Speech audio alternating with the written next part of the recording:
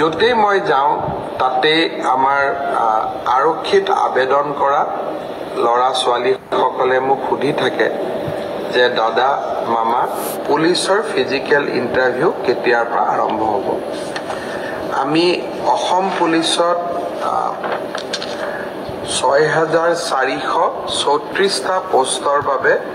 আবেদনৰ প্ৰক্ৰিয়া আৰম্ভ কৰিছিলোঁ আৰু আজি আমি সিদ্ধান্ত ললো যে অহা 3 অক্টোবৰৰ পৰা পুলিচৰ ফিজিকেল টেষ্টসমূহ আৰম্ভ হ'ব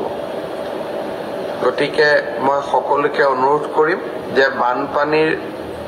যেতিয়াই পানী শুকাব আমাৰ খেলপথাৰসমূহ মুকলি হ'ব আমি দৌৰা প্ৰেক্টিছ আৰম্ভ কৰিব লাগে কাৰণ 3 অক্টোবৰৰ পৰা অসম আৰক্ষীৰ ফিজিকেল টেষ্ট আৰম্ভ হ'ব মোৰ লক্ষ্য হৈছে যে ফিজিকেল টেষ্ট ৰিটেন আৰু ভাইবা তিনিওটা প্ৰক্ৰিয়া সম্পূৰ্ণ কৰি এই বিত্তীয় বৰ্ষতে আমি যাতে এই 6434টা পদ ভৰ্তি কৰিব পাৰোঁ এটা সুন্দৰ নিযুক্তি প্ৰক্ৰিয়াৰ মাজেৰে ল'ৰা ছোৱালীক নিযুক্তি দিব পাৰোঁ আৰু তাৰ লগে লগে 2025 চনৰ বাবে আকৌ এবাৰ নিযুক্তি প্ৰক্ৰিয়া আমি যাতে আৰম্ভ কৰিব পাৰোঁ বিভিন্ন স্থানত গলে ছাত্ৰ ছাত্ৰীসকলে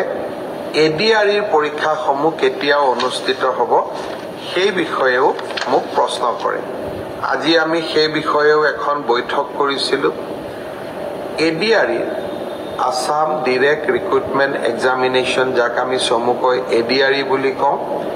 এডিআৰইৰ গ্ৰেড 3 পোষ্টসমূহৰ পৰীক্ষা 15, 22 আৰু 29 ছেপ্টেম্বৰত অনুষ্ঠিত হ'ব মই আকৌ এবাৰ কৈছোঁ যে গ্ৰেড 3 পোষ্টসমূহৰ বাবে ইণ্টাৰভিউ 15, 22 আৰু 29 ছেপ্টেম্বৰত অনুষ্ঠিত হ'ব এই পৰীক্ষা এবাৰ লোকসেৱা আয়োগে পতা পৰীক্ষাৰ আৰ্হিত হ'ব প্ৰথমতে প্ৰিলিমিনাৰী পৰীক্ষা হ'ব তাৰ পিছত মেইনছ হ'ব আৰু মেইনছৰ পিছত আমি ভাইভা প্ৰক্ৰিয়াৰ মাজেৰে আমি সমগ্ৰ ইণ্টাৰভিউ প্ৰক্ৰিয়াটো সমাপ্ত কৰিম প্ৰিলিমছ এক্সাম তৃতীয় শ্ৰেণীৰ পদসমূহৰ বাবে 15, 22 আৰু 29 ছেপ্টেম্বৰত অনুষ্ঠিত হ'ব আজি আমি জুলাই মাহত আছো মই আশা কৰিম যে আমাৰ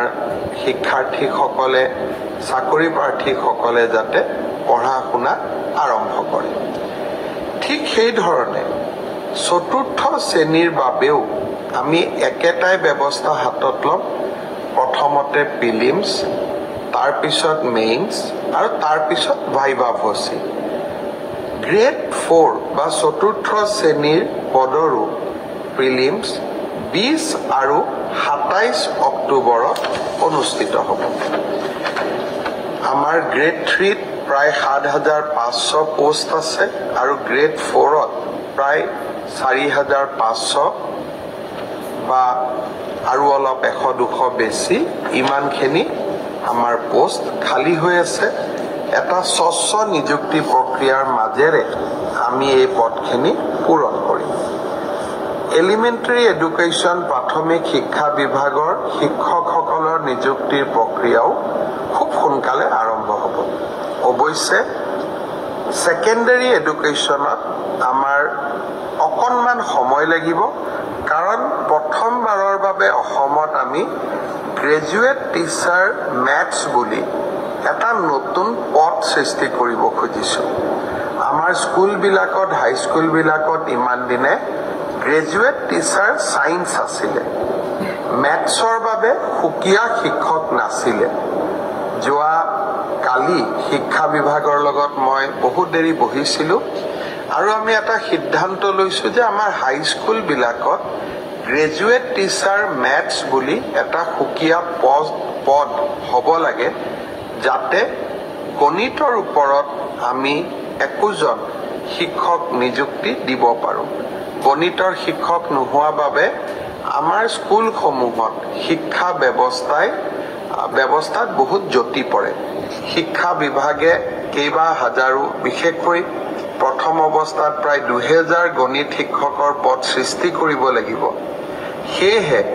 মাধ্যমিক শিক্ষকৰ নিযুক্তি প্ৰক্ৰিয়াটো এমাহ বা দুমাহ পিছত আমি আৰম্ভ কৰিম সেই হলেও মোৰ লক্ষ্য যে এই গোটেই পোষ্টখিনি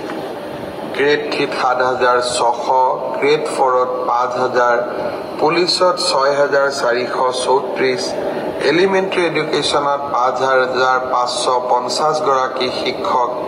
সেকেন্ডাৰী এডুকেশ্যনতো প্ৰায় 8000 শিক্ষক এই গোটেই অৰ্থাৎ প্ৰায় 35000 নিযুক্তি আমি মাৰ্চ মাহ বা এপ্ৰিল বিশেষকৈ বহাগ বিহুৰ আগতে আমি শেষ কৰিব খুজিছো